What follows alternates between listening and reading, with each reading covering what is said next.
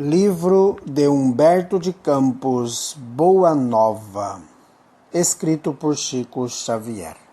Capítulo 28. O Bom Ladrão.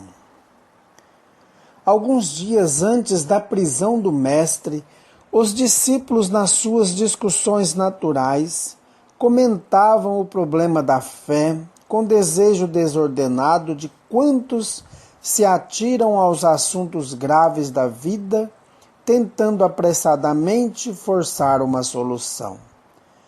Como será essa virtude? De que modo conservá-la-emos intacta no coração? Inquiria Levi com atormentado pensamento. Tenho a convicção de que somente o homem culto pode conhecer toda a extensão de seus benefícios. Não tanto assim, aventava Tiago, seu irmão. Acredito que basta a nossa vontade para que a confiança em Deus esteja viva em nós. Mas a fé será virtude para os que apenas desejam? Perguntava um dos filhos de Zebedeu. A um canto, como distante daqueles duelos da palavra, Jesus parecia meditar. Em dado instante, solicitado ao esclarecimento, respondeu com suavidade. A fé pertence, sobretudo, aos que trabalham e confiam. Tê-la no coração é estar sempre pronto para Deus. Não importam a saúde ou a enfermidade do corpo. Não tem significação os infortúnios ou os sucessos felizes da vida material. A alma fiel trabalha confiante nos desígnios do Pai, que pode dar os bens, retirá-los e restituí-los em tempo oportuno, e caminha sempre com serenidade e amor por todas as sendas pelas quais a mão generosa do Senhor a queira conduzir. Mas, mestre, redarguiu Levi em respeitosa atitude, como discernir a vontade de Deus naquilo que nos acontece?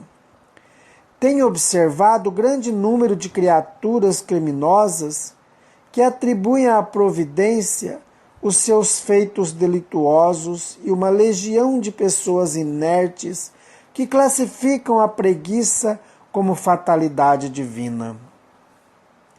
A vontade de Deus, além da que conhecemos acerca da sua lei e de seus profetas, por meio do conselho sábio e das inclinações naturais para o bem, é também a que se manifesta a cada instante da vida, misturando a alegria com as amarguras, concedendo a doçura ou retirando-a, para que a criatura possa colher a experiência luminosa no caminho mais espinhoso.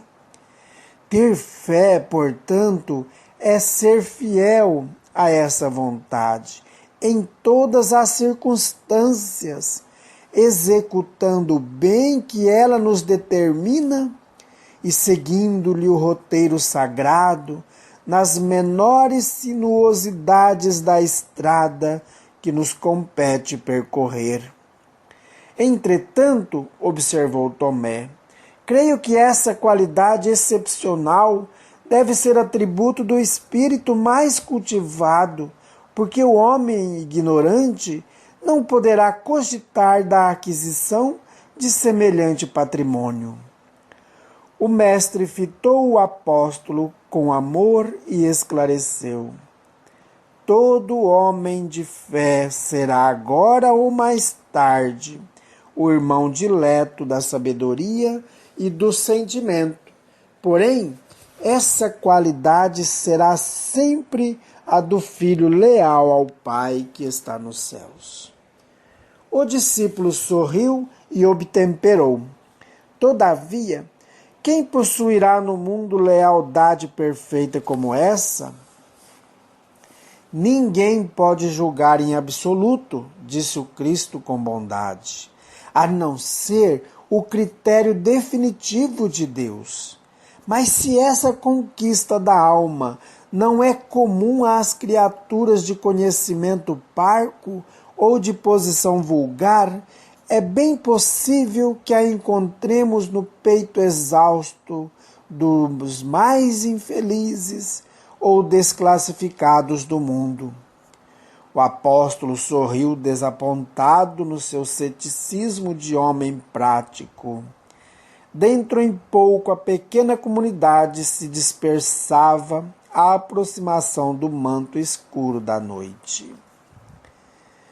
Na hora sombria da cruz, disfarçado com vestes diferentes, Tomé acompanhou passo a passo o corajoso Messias. Estranhas reflexões surgiam-lhe no espírito. Sua razão de homem do mundo não lhe proporcionava elementos para a compreensão da verdade toda. Onde estava aquele Deus amoroso e bom, sobre quem repousavam as suas esperanças? Seu amor possuiria apenas uma cruz para oferecer ao Filho dileto? Por que motivo não se rasgavam os horizontes para que as legiões dos anjos salvassem do crime, da multidão inconsciente e furiosa o Mestre amado? Que providência era aquela que se não manifestava no momento oportuno? Durante 3 anos consecutivos, haviam acreditado que Deus guardava todo o poder sobre o mundo.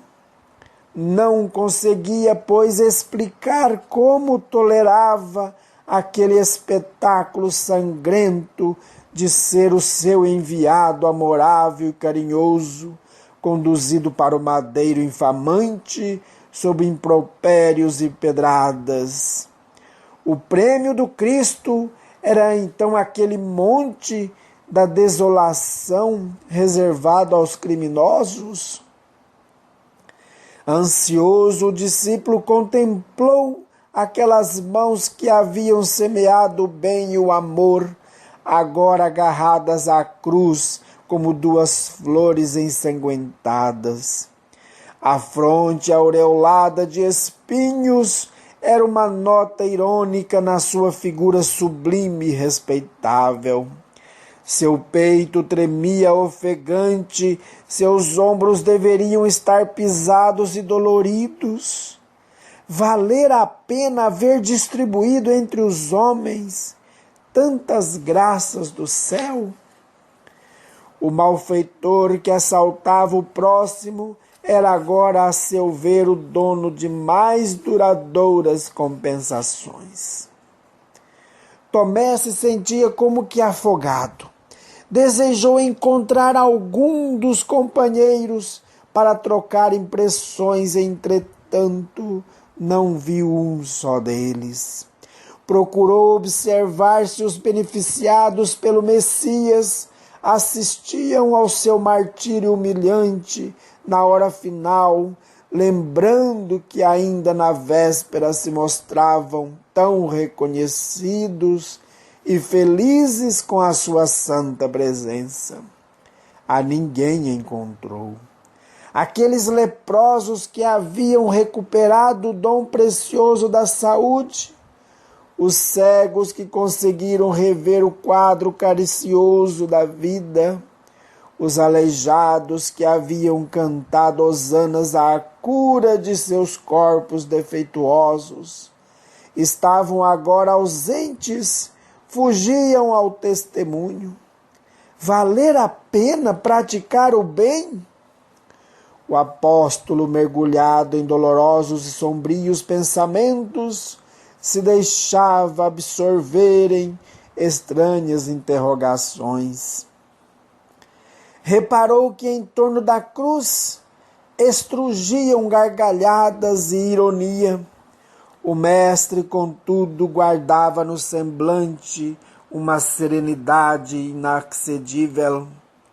De vez em quando seu olhar se alongava por sobre a multidão, como querendo descobrir um rosto amigo. Sob as vociferações da turba amontinada, a Tomé parecia-lhe escutar ainda o ruído inovidável dos cravos do suplício. Enquanto as lanças e os vitupérios se cruzaram nos ares, fixou os dois malfeitores que a justiça do mundo havia condenado à pena última. Aproximou-se da cruz e notou que o Messias punha nele os olhos amorosos, como nos tempos mais tranquilos. Viu que um suor empastado de sangue lhe corria do rosto venerável, misturando-se com o vermelho das chagas vivas e dolorosas. Com aquele olhar inesquecível, Jesus lhe mostrou as úlceras abertas como sinal do sacrifício. O discípulo experimentou penosa emoção a lhe dominar a alma sensível. Os olhos enevoados de pranto recordou os dias radiosos do Tiberíades. As cenas mais singelas do apostolado ressurgiam ante a sua imaginação. Subitamente lembrou-se da tarde em que haviam comentado o problema da fé, parecendo-lhe ouvir ainda as elucidações do Mestre com respeito à perfeita lealdade a Deus. Reflexões instantâneas lhe empolgaram o coração. Quem teria sido mais fiel ao Pai do que Jesus? Entretanto, a sua recompensa era a cruz do martírio.